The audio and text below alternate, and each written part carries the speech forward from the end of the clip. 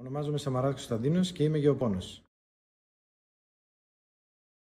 Δίνω οδηγίες σε όλους τους τύπους αγροτών, είτε εφαρμόζουν βιολογική γεωργία, είτε ολοκληρωμένη διαχείριση, είτε συμβατική γεωργία.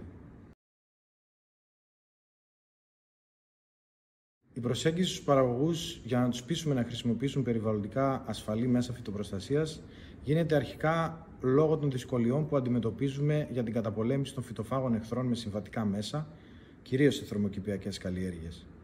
Η αυξανόμενη ανάπτυξη ανθεκτικότητας των φυτοφάγων εχθρών σε αρκετά χημικά σκευάσματα και η ζήτηση της αγοράς για προϊόντα όσο το δυνατόν με λιγότερες χημικές εφαρμογές κρίνουν αναγκαία τη χρήση περιβαλλοντικών ασφαλών μέσων φυτοπροστασίας. Η παραγωγή δεν είναι εξοικειωμένη στη χρήση νέων τέτοιου είδους εργαλείων. Ιδίως οι παραγωγοί εκτατικών καλλιεργειών δεν έχουν σχεδόν καθόλου εικόνα για αυτά τα μέτρα καταπολέμησης. Βέβαια, σε πιο δυναμικές καλλιέργειες όπως τα λαχανικά και οι οπορώνες, η χρήση νέων περιβαλλοντικών φιλικών μεθόδων φυτοπροστασίας είναι πιο εύκολη.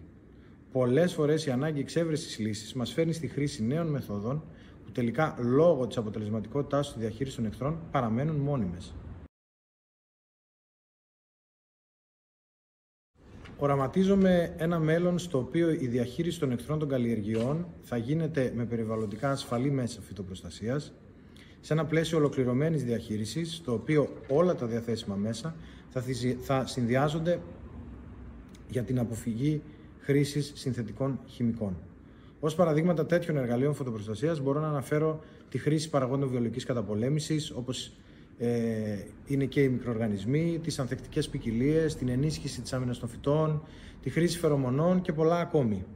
Επιπλέον, ελπίζω περισσότερα ερευνητικά προγράμματα να εστιάζουν στην έρευνα για ανάπτυξη καινοτόμων εργαλείων φυτοπροστασίας για την αντιμετώπιση εχθρών τόσο σε θερμοκηπιακές όσο και σε υπαίθριες καλλιέργειες.